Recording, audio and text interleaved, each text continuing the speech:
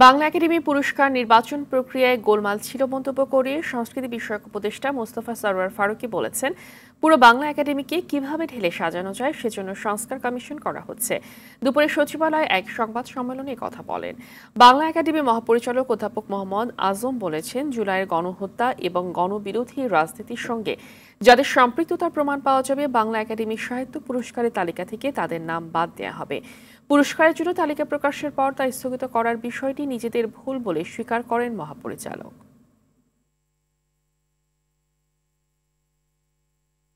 এটা হতে পারে যে এটা আমাদের জন্য বাংলা একাডেমি পুরস্কার, বাংলা একাডেমি কিংবা যাদের নাম ঘোষিত হয়েছে তাদের সঙ্গে পুরোপুরি সদাচরণ করা হয়নি। কিন্তু এখন যেহেতু এই পুরস্কারকে উপলক্ষ করে আমাদের সামনে এই প্রসঙ্গগুলো চলে আসছে যে কেন তাহলে এই সিস্টেমের মারপ্যাচগুলো থাকবে, তাহলে এটা পুরো একটা সংস্কারের দিকে যায়। আমরা স্টার্টিং ফ্রম এর পরিচালনা পদ্ধতি, নীতিমালা, যা যা করার প্রয়োজন, এবং যাতে এটা একটা চলমান প্রতিষ্ঠানে পরিণত হয়, এটা যেন একটা জড়বস্তু হয়ে না থাকে।